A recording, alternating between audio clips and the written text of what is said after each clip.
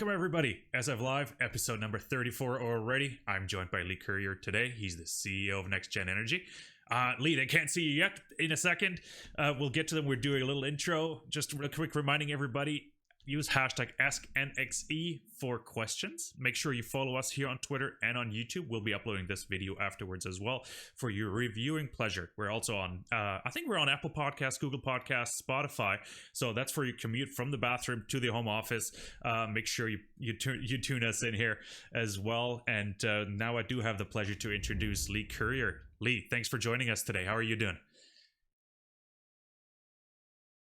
On the show. It's a real privilege.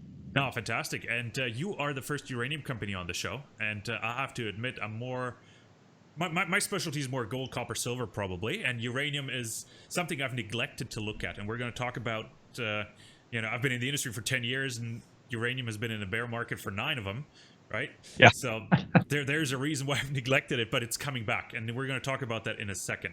So it's great to have you on as the first uranium company, actually, and I figured might as well start with the best. And I really want to give a quick shout out to Adelaide Capital for organizing this over the long weekend as well. So I'm glad you could make this happen on short notice as well. So thanks for that. Let's dive in. Leigh, COVID-19 obviously is the idea of the whole SF Live thing originally. How has it affected NexGen Energy? Yeah, well, look, it's really affected the market in a more material sense than it has affected NexGen Energy. We're on a development path and we're still on it unabated in a material sense. But the COVID has brought some transparency to an already very stressed supply side of the uranium fuel cycle. Demand, irrespective of all the changes, the plus and minuses that have occurred throughout, demand for nuclear energy is growing at 1 to 2% per annum. And in 2019, it was actually the world's historically highest level of demand ever. So it has soaked up all of those Fukushima consequences of some countries shutting down reactors, but a lot have opened up. And the growth of nuclear energy as a base load, clean air energy is now being very, very realised. But what we had was a build-up of inventory back in the 2000s. Well, really in the going into the early part of the 2010 and throughout the last 10 years. And as you said, last night you've been in the industry for 10 years. 9 of those years have been a bear market in uranium. But that's been stressing supply. And we saw the first signs of it back in 2016 with McArthur River talking about possibly closing down. And then they did close down. We've seen Langer Heinrich came off.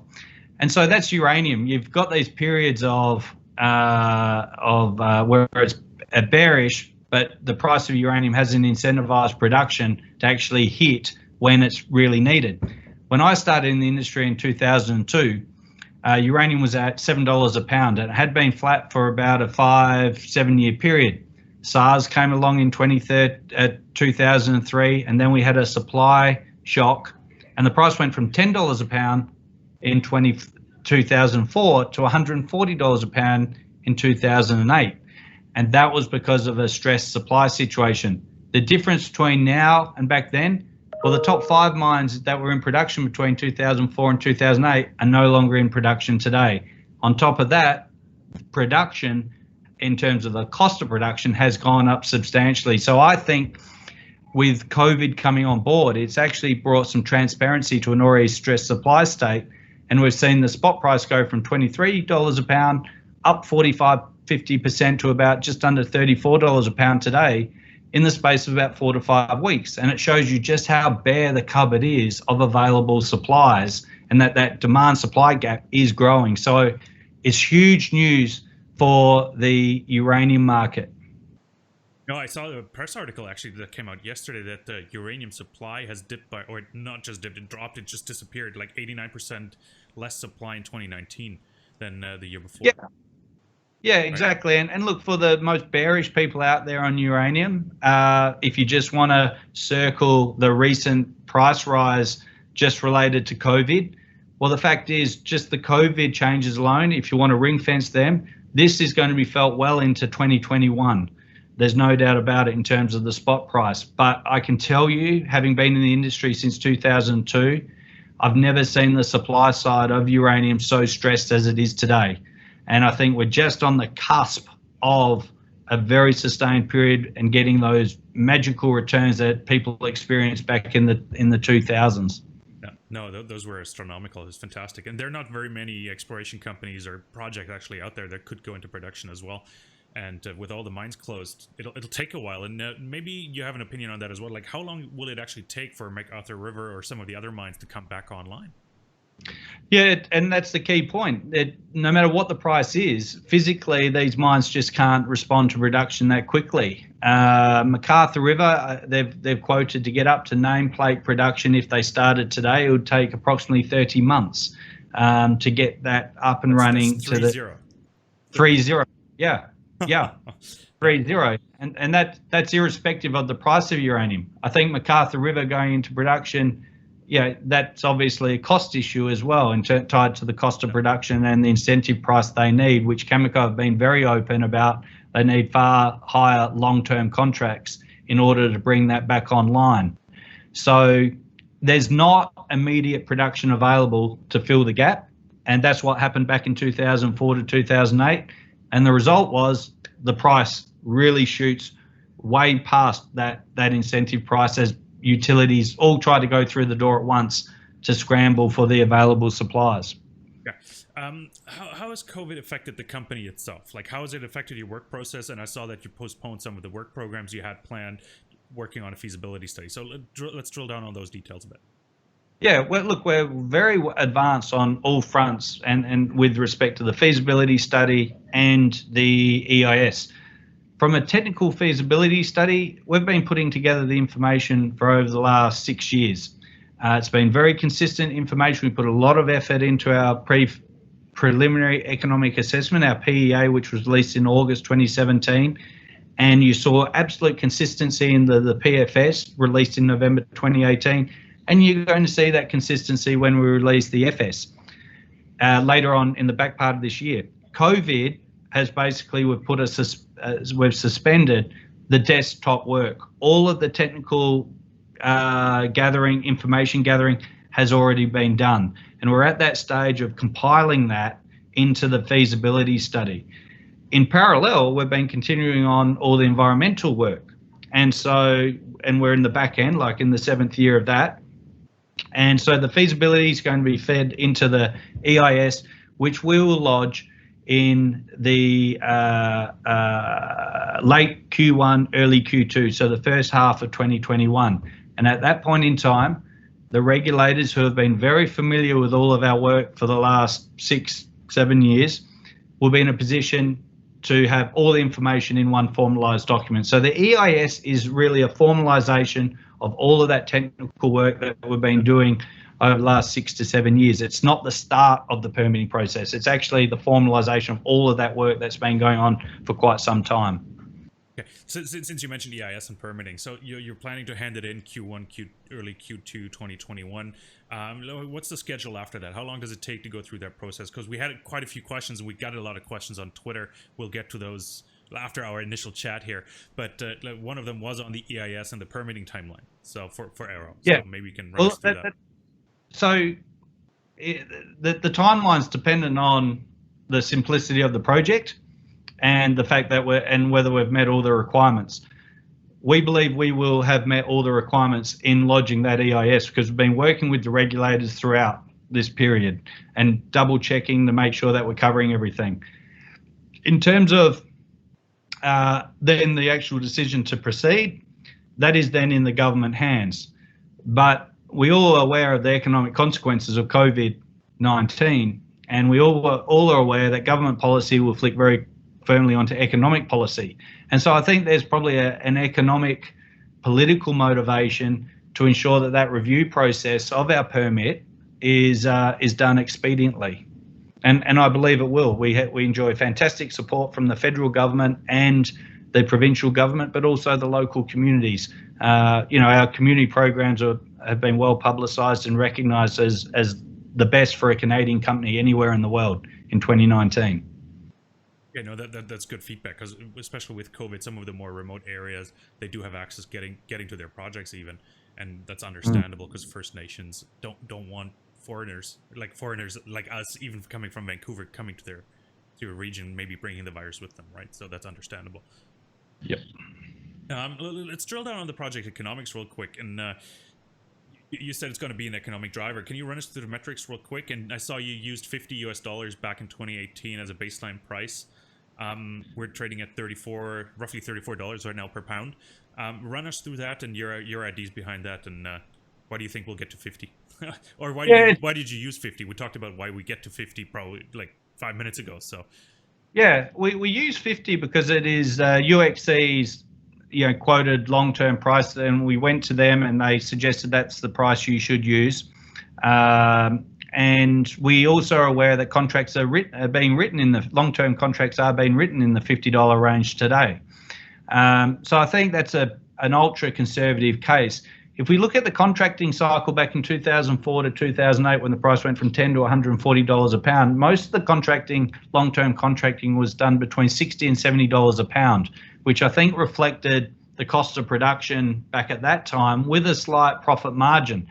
I think this round, because of the increase in costs of production over the last 15 years, that long-term contracting price is actually going to be a lot higher than that 60 to 70s when everyone looks back on it. So I think $50 is very conservative. At $50, it's got an NPV of after tax of 3.6 billion. It's going to generate 3.9 billion in provincial royalties, and that's probably another economic factor. This project is the most actionable, highest revenue generating project in Saskatchewan that can be launched. It's going to create 4,500 direct and indirect jobs during construction alone. So it's an economic powerhouse. After tax IRR of 57% at $50. If you add $10 to the price of uranium into your model, it basically adds another billion in after tax or another 10% internal rate of return. So it's an economic powerhouse. Okay, let me play devil's advocate, and that's probably where it shows my ignorance for uranium over the last 9 years. But why does the world need another arrow, or need arrow? Well, I think it needs more than just one arrow. I think it needs three arrows in the middle part of this decade. Given that we see the demand curve growing and we see the supply side coming off, and that gap is building, and there's always been that fear of available supplies on the market to fill that gap. But as I said, over 4 weeks, the price of uranium increased by 45%. It shows just how bare the cupboard is with respect to available supplies. So yeah, I think the world needs more than one arrow at 25 million pounds a year. I think it needs 3 to 4 by the middle part of this decade. Good stuff. Sorry, pardon my ignorance there, but I had to ask, and I was wondering because we're in such a supply and demand off balance, right? So I just had to ask. We're going to switch over to Twitter because we got so many questions and we only have very limited time to go through it. So I want to switch over because some guys are just way smarter than me on the uranium side. Since we talked about EIS and permitting first, I got a message via a Twitter DM here, and the question is, are you going to wait for federal permits, which he suspects are 2 to 3 years away, before you start sinking the shaft? Or are you going to start working on that? Or do you need, can you run us through that? Yeah, look, we're going to pursue the most optimal permitting path, and that can take many shapes and forms. But I'll say this, in terms of the government's commitment to the project, I think it's very already evident. We are taking all the appropriate steps, and our philosophy at NexGen is an elite standard in everything we do, and this permitting process is no different. I think at the end of it, everyone's going to walk away, or NexGen's reputation is going to be, well, that was the best permitting process I've ever seen for a Canadian company. So whether the specific permit takes X number of months or years to achieve, you're going to see development of this project commence in the very near future, but after successful lodgement of the environmental impact statement. What would be the first steps? What would they look like? Sorry. You mentioned you'd start the first steps after. Right, yeah. So you probably see some early surface work, such as an airstrip, that type of thing. Yeah. And look, the government knows, we can't commit to those type of projects unless we're very positive in terms of receiving that permit. But I think it's in everyone's interest that we start development of this project as soon as practical. And whilst even that permitting process may be ran in parallel to those things, but I can tell you we will not be spending a cent unless we are certain, not confident, 100% certain we have that support. And I know we already have it. Okay. No, confidence is a dangerous thing.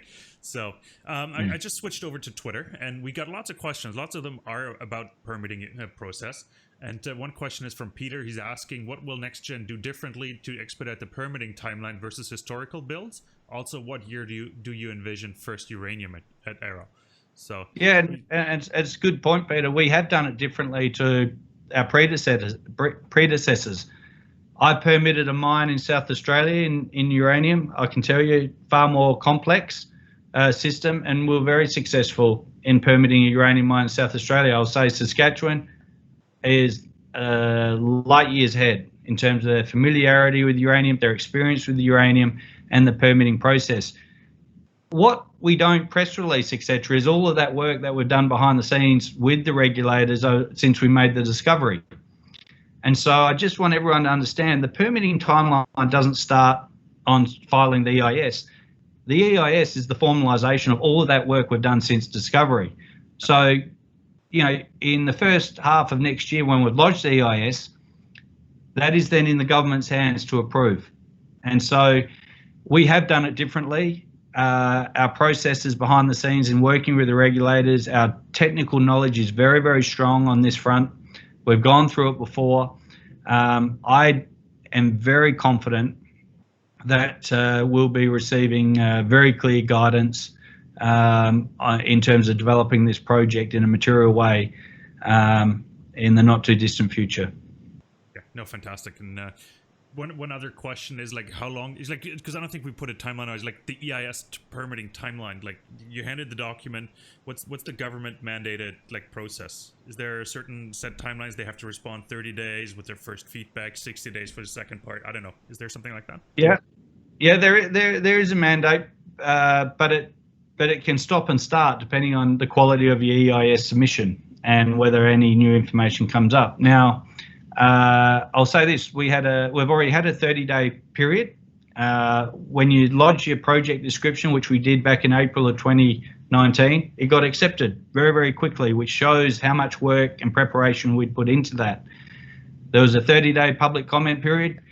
There was only 4 questions that were issued, and all very supportive of the project. So whilst I can't be definitive on the timeline, what I can give colour around is that there's from all camps, all stakeholders, a very strong commitment towards this project. And I'll say that it's based purely on our stewardship of the environmental aspects ever since we made the discovery, our communication with local communities, the provincial government, the federal government.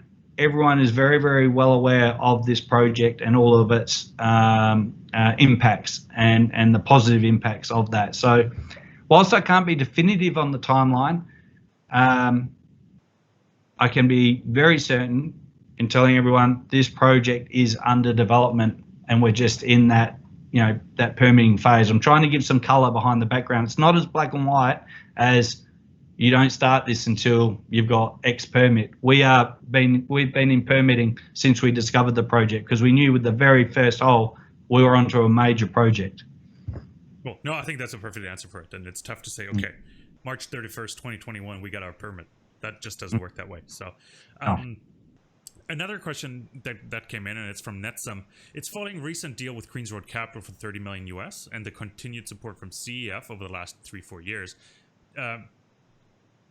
Let's pretend that you're intending to build Arrow yourselves, and if so, do you feel that CEF and Queens Road will be there to provide further capital? Yeah, and well, we are we approach every day on the basis we're going to be the ones reclamating the mine. We have the technical expertise on board. That's very, very clear, and the capability to do it. The other aspect of that is you need the finance. Leigh Curyer, CEF, Queens Road Capital, they are some of the premier investors in the space. It's a very small investment in the CEF context, given their overall portfolio, and they're obviously there for far larger purposes. But there's no commitment. We are looking at all project financing avenues, and we will take the most optimal one. But their support is highly valued. I think that it speaks for itself. And their entry price was $3.30. We're currently trading at about $1.80. I can tell you they're not going anywhere. And you've seen QRC, which is, Warren Gilman used to run CEF. He's now QRC. QRC is backed by 4 Australian billionaires, one of which is Jack Cowan, highly successful Canadian living in Australia. And then you've got Andrew Forrest, who runs FMG, a $42 billion iron ore producer who's got a magnificent commitment to community initiatives, and he sees what we're doing here in Canada as mirroring his efforts in Western Australia. And so we have a very strong investor supporter base, and I think that's a reflection of our quality of work, the quality of the asset, and the fundamentals of uranium going forward.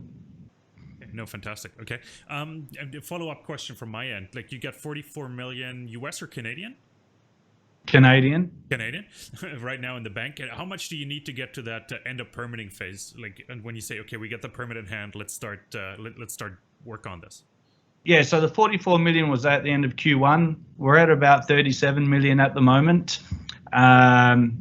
We have fully with that 37. So it's excluding the recent QRC investment. I want to be clear there. That'll take us up to about 75 million. Oh, fantastic. But let's just look at the 37 million at the moment. We are fully funded with 37 million to finalise the feasibility study and the EIS. Now, any money on top of that is, we could spend in early surface works with respect to the project, which would then come off that CapEx figure with respect to construction. So we are well funded, and I think we've demonstrated our ability to raise additional capital, and financing is clearly evident. Yeah. I think we got a question about Hurricane, and that's ISO Energy's project, if I'm not mistaken, right? Yes. And the question is, if Hurricane produces a commercial scale resource estimate, what scenarios has NexGen considered given their stake in the asset? And he gives examples of joint venture development or something like that, or just a sale. Yeah, so ISO, for the viewers who may not be familiar, when NexGen started, we had properties in the eastern part of the basin and the western part of the basin. Arrow's in the western part of the basin, so we split off Arrow with its own management team led by Craig Parry to focus on those eastern portfolio. And he and his team have done a wonderful job, and we've, as a group, we've made our second discovery in uranium, which is quite remarkable given how tough these things are to find. And Hurricane is shaping up to be a very, very interesting deposit. We are very excited about it. And so we are covering both sides of the basin as a group. Development scenarios, well, the east, there's available mills. There's no doubt about it. How it gets developed, time will tell. But we're in a very nice position, having over 50% interest in ISO, and being on both sides of the basin like that. So real credit to Craig and his team and the group. We're getting the reputation of not only the technical ability to discover these projects and to permit them, but also the financial ability and the highly effective use of capital.